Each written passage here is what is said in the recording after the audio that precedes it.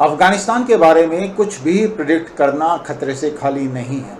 दोहा agreement fail हो चुका और अभी यूएसए एक नए इनिशिएटिव के साथ सामने आया है जिसमें इंडिया को भी पहली बार इंक्लूड किया गया है। इंडिया की क्या एक्सपेक्टेशंस हैं और इंटरनेशनल कम्युनिटी की इंडिया से क्या एक्सपेक्टेशंस हैं, इस बारे में इंडिपेंडेंट नेशनलिस्ट के इस एपिसोड में मैं कर्नल वीरेंद्र कुमार आपके साथ आज डिस्कस करने जा रहा हूं। अफगानिस्तान की न्यूज एजेंसी टोलो न्यूज ने 7 मार्च को ट्विटर करके ये न्यूज लीक आउट की कि secretary of state USA Anthony Blinken ने प्रेसिडेंट गनी को एक लेटर लिखा और उसकी कॉपी उन्होंने चेयरमैन अब्दुल्ला को भी दी। अफगानिस्तान में 2 पावर सेंटर हैं टॉप पे और उन दोनों के साथ कम्युनिकेशन करना जरूरी है और इसीलिए एंथोनी ब्लिंकन ने ये लेटर दोनों को लिखा। इसमें उन्होंने बताया कि अमेरिका का क्या प्लान है आगे बढ़ने का, स्पेशली अफगानिस्तान में जो यूएस ट्रूप्स हैं उनको विड्रॉ करने का और पोस्ट दैट विड्रॉल अफगानिस्तान में पीस को कैसे एंश्योर किया जाएगा, इसके बारे में उन्होंने अपनी डिटेल्ड प्लानिंग इस लेटर में लिखी।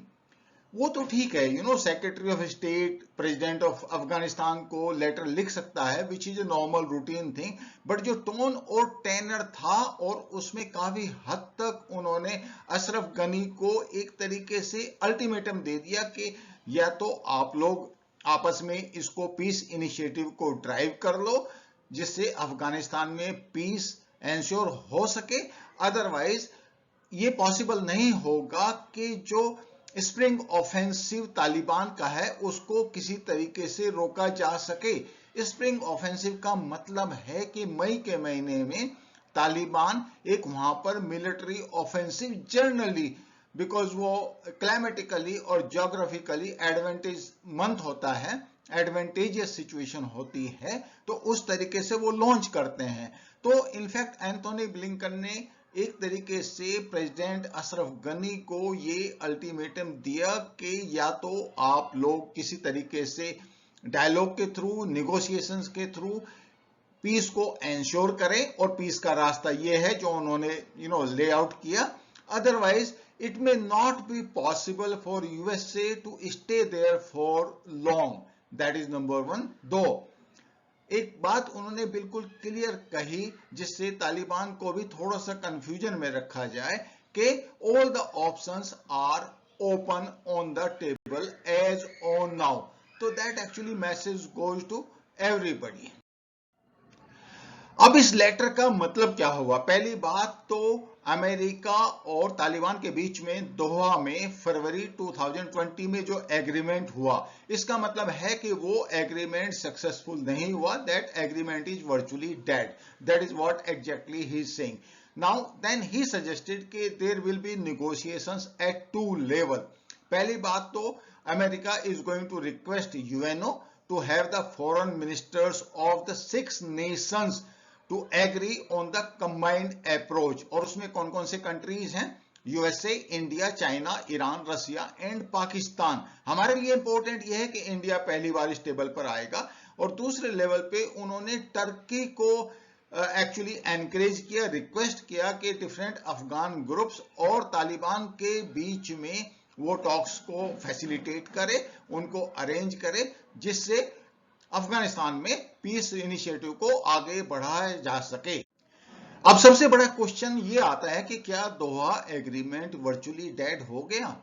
फैक्ट रिमेन्स कि जो जो उसमें स्टिपुलेशंस थे, और by the way Afghan government ने इन नेगोशिएशंस में पार्टिसिपेट नहीं किया था, तो जो भी इसमें नेगोशिएशंस या डिसीजंस हुए थे उसमें Afghan government led by president Ashraf Ghani and Abdullah वो इसमें पार्टी नहीं थे और वो काफी हद तक इस बात से एग्रीमेंट पर भी नहीं थे कि अमेरिका तालिबान के साथ दोहा में इंडिपेंडेंट नेगोशिएशंस करे। बट इवन देन जो अमेरिका के स्पेशल रिप्रेजेंटेटिव अफगानिस्तान में हैं और वो आज भी हैं, जलमे खलीलजाद, जो कि आप देख रहे हैं सामने, इन्होंने वो एग्रीमेंट किया और पाकिस्तान ने इसको फैसिलिटेट किया। और एक बार को ऐसा लगा कि ये एग्रीमेंट सही डायरेक्शन में जा रहा है, लेकिन अभी ये एग्रीमेंट पूरा डिरेल हो गया क्योंकि प्रेसिडेंट अशरफ गनी और अफगानिस्तान की जो एग्जिस्टिंग गवर्नमेंट है वो इस एग्रीमेंट पे राजी नहीं है। That is number one. दूसरा, तालिबान के ऊपर कंडीशन थी कि वो वायलेंस को कम करेगा, जो उन्होंने नहीं की। तो उसके अलावा जो प्रिजनर्स का जो एक्सचेंज होना था वो भी फैसिलिटेट नहीं हो पाया। इसलिए ये जरूरत पड़ी एंथोनी ब्लिंकन को कि इस पीस इनिशिएटिव को दोबारा एक तरीके से रिवाइटलाइज किया जाए और उसमें ये जो 5 कंट्री हैं जिनमें इंडिया भी शामिल है, इनको लेकर एक रीजनल एग्रीमेंट किया जाए जिससे तालिबान और different Afghan groups on board आए और ये पीस एग्रीमेंट साइन करें। So that is what exactly this is meant for. Let us see how it proceeds ahead. इसी बीच में एक बड़ा इंटरेस्टिंग सा डेवलपमेंट हुआ। एक रशियन इनिशिएटिव है जो 18 मार्च को रसिया ने चाइना, पाकिस्तान, तालिबान, अफगानिस्तान गवर्नमेंट और और of course as a host they will be there, उन्होंने ये मीटिंग ऑर्गेनाइज की है। तो इसका क्या मतलब है? डिप्लोमेटिक सर्कल्स में ये बात भी काफी हद तक आगे बढ़ रही है कि Russia is not very keen that India should be on board, though Russian embassy in Delhi has denied that part. Now the thing which I am aware of, and most of the people who are in the know of the things they are aware of, Russia has been insisting India to recognize Taliban, and of course they have got a point. You can't outrightly reject the contention of Russians because Taliban is an important player in the entire game, और अगर India उसको recognise नहीं करता तो ये obviously India का leverage कम होता है। तो रसिया ने ये जो मीटिंग ऑर्गेनाइज की है तो ऑब्वियसली इंडिया इसमें नहीं है। और what exactly can happen in this meeting, ये लोग एक तरीके से अगर आप सोचे तो ये कंट्रीज ऑन बोर्ड हैं, प्रॉब्ली उनका आपस में कोई एग्रीमेंट है और ये इंपॉर्टेंट स्टेक होल्डर्स हैं इस एंटायर एपिसोड में। ऑब्वियसली यूएस लेड इनिशिएटिव में इंडिया भी हाई टेबल पर है। तो ये बात सबको मालूम है कि पाकिस्तान कभी नहीं चाह रहा था कि इंडिया इस हाई टेबल पर बैठे, इंस्पाइट ऑफ द फैक्ट कि इंडिया के स्टेक्स अच्छे खासे हैं। हम अफगानिस्तान के डायरेक्ट नेबर्स भी हैं, even if it is through a small corridor, but obviously Pakistan overtly ये बात को एक्सेप्ट नहीं कर रहा है कि उसने कभी इंडिया का अपोज किया। और इनफैक्ट उनके जो फॉरेन मिनिस्ट्री के जो स्पोक्स पर्सन है जाहिद हफीज चौधरी, उन्होंने फिर कहा कि we were always in favour of regional solution to the problems. Fact ये है कि अफगान गवर्नमेंट और यूएसए दोनों ने इंसिस्ट किया कि इंडिया हाई टेबल पर बैठे, और इसके सबसे बड़ा रीजन ये है कि इंडिया का वहां पर ऑलमोस्ट $2 बिलियन का इन्वेस्टमेंट है। और उसके अलावा जो हार्टलैंड है उसमें इंडिया ने स्कूल्स, एजुकेशन, डैम्स और काफी कुछ डेवलपमेंट एक्टिविटीज किया है, और उसकी वजह से इंडिया की पॉपुलैरिटी वहां पर अच्छी खासी है। इसलिए India has been now invited as a stake holder by USA, which is a very very important development. And obviously Modi and his diplomacy that has really played a big role in that. Zalmay Khalilzad actually ये अफगान हैं, but he is a US citizen and he has been associated with Afghan talks since last more than a decade. Now, what exactly is the proposal in this letter which has been sent by Anthony Blinken? उसमें उन्होंने कहा है कि transitional government बनेगी, जो present government है उसको वो ट्रांजिशनल गवर्नमेंट को पावर हैंड ओवर करेगी। तालिबान को और बाकी सबको ये कमिट करना पड़ेगा कि 90 डेज में आप रिडक्शन इन वायलेंस कीजिए, और उसके बाद USA will think of withdrawal. Around 8,000 troops are still there. साथ में उन्होंने ऑफ कोर्स एक वेल्ड थ्रेट तो अफगान गवर्नमेंट को दिया ही कि विड्रॉल के बारे में और स्प्रिंग ऑफेंसिव तालिबान के बारे में। लेकिन as far as Afghan government is concerned, right now they are not on board, and obviously the entire effort of US government is to establish a government which has got approval by all sections of Afghan society. Taliban भी उसमें include हो और हमीद कारजाई भी जो पहले वहां पे president थे वो भी एक इंपॉर्टेंट प्लेयर हैं, and of course the present government, you know, Ashraf Ghani and Abdullah marshal Dostum, जितने भी फैक्शंस हैं अफगान मिलिट्री के, वो सब इसको पार्टिसिपेट करें, ऐसा अब यूएसए का कहना है, जिससे वहां पर पीस एंश्योर की जा सके। Pakistan has been playing the Taliban card for long, rightly और रॉन्गली, और इंडिया का जो वहां पे इन्वेस्टमेंट है, इंडिया उसको लेकर काफी चिंतित है। ऑब्वियसली $2 बिलियन का इन्वेस्टमेंट इंडिया ने किया है और ये एक लॉन्ग टर्म इन्वेस्टमेंट है।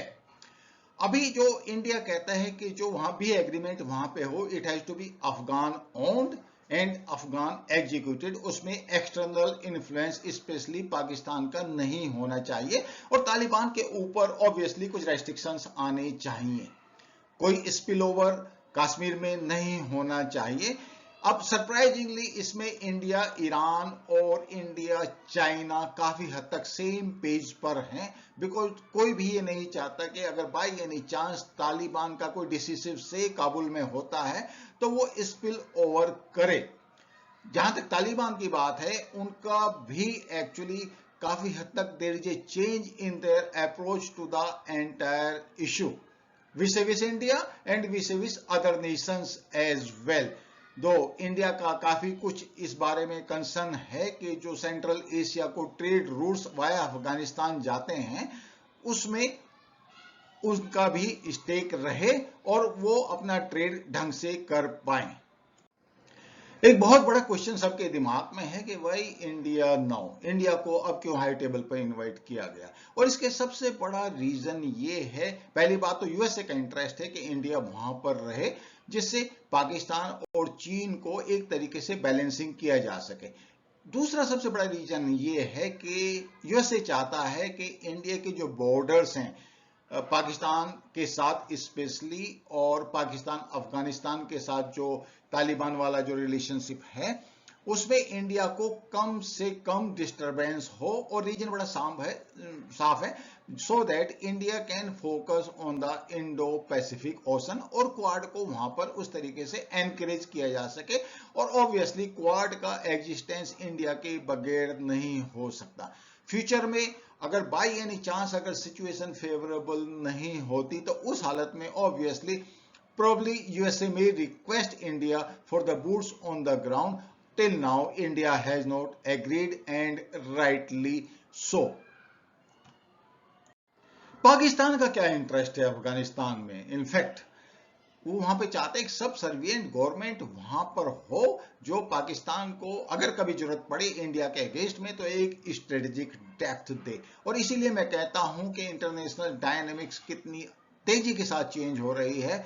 वो दिन चले गए जब पाकिस्तान अफगानिस्तान में जो भी गवर्नमेंट या तालिबान गवर्नमेंट थी काफी टाइम तक वहां पर, उनको डिक्टेट कर सके। तालिबान का क्या इरादा है? You know, it will be very interesting to see what exactly they want. पहली बात, तालिबान किसी ट्रांजिशनल गवर्नमेंट में या उसके बाद जब वहां पे इलेक्शंस हों, उसके बाद जो गवर्नमेंट बने, उसमें ऐसी कोई गवर्नमेंट किसी और के साथ तालिबान का कोई इंटरेस्ट उसको बनाने में नहीं है। Let us be very very clear about it. उनको शरीयत चाहिए, किसी की सब सर्वियंस नहीं चाहिए, डूरेंट लाइन को वो एक्सेप्ट नहीं करते, और पाकिस्तान का जो इन्फ्लुएंस है, स्पेशली जब से दोहा में उनका ऑफिस खुला है, उसके बाद उन्होंने अपनी इंडिपेंडेंट एक रिलेशनशिप सभी कंट्रीज के साथ डेवलप कर ली है। In fact what they are waiting for USA to withdraw. In fact most of the international analyst say the entire plan is actually not a peace plan, it is basically a withdrawal plan of USA, क्योंकि 9/11 के बाद और $2 trillion खर्च करने के बाद और almost 10,000 troops total casualty हुए हैं यूएसए के और अलाइड फोर्सेस के, उसके बाद आज हालत ये है कि यूएसए वहां पर और further investment in terms of troops, in terms of finances करना नहीं चाह रहा है।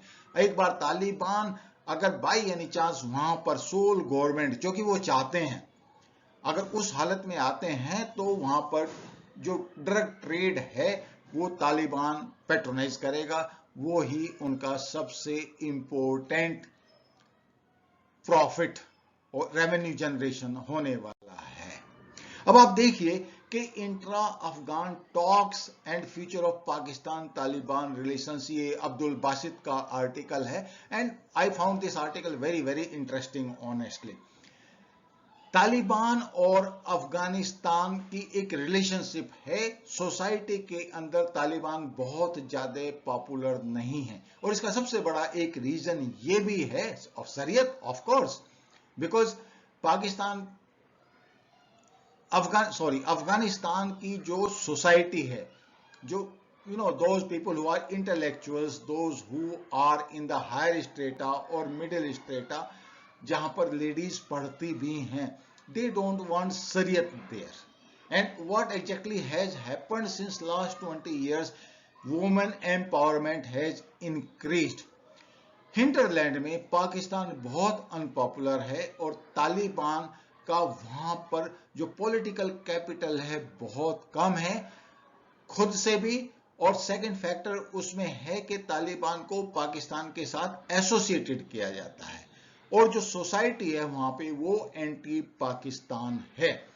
तो अभी तालिबान का जो इंटरेस्ट है वो इस बात में है कि पाकिस्तान एफिलिएशन को वो कम करे, दैट इज नंबर वन। सभी कंट्रीज के साथ वो इंडिपेंडेंट रिलेशनशिप डेवलप करे। इनफैक्ट जो तालिबान की तरफ से स्टेटमेंट्स आए हैं उसमें उन्होंने ये एंश्योर किया है कि वो पाकिस्तान की लाइन को टो ना करें। इनफैक्ट उन्होंने इंडिया का भी एक बहुत बड़ा कंसर्न एड्रेस किया है और वो कंसर्न है कि तालिबान का कोई भी स्पिल ओवर कश्मीर में नहीं आएगा। ऑफिशियल पोजीशन तालिबान की ये है कि हम किसी दूसरे कंट्री के इंटरनल मामलों में दखल नहीं देंगे, लेकिन पाकिस्तान को डर यह है कि बाई एनी चांस अगर तालिबान की इंडिपेंडेंट गवर्नमेंट अफगानिस्तान के अंदर बन जाती है तो वो पाकिस्तान की नहीं सुनेगी। It is not going to be Pakistani proxy. और दूसरी बात, उनको पाकिस्तान के अंदर जो उनके हेवंस हैं जहां पर वो सेफ और सिक्योर रह सकते हैं, in case they have got a problem in Afghanistan, that is no more required because they have got their own sanctuaries inside Afghanistan now.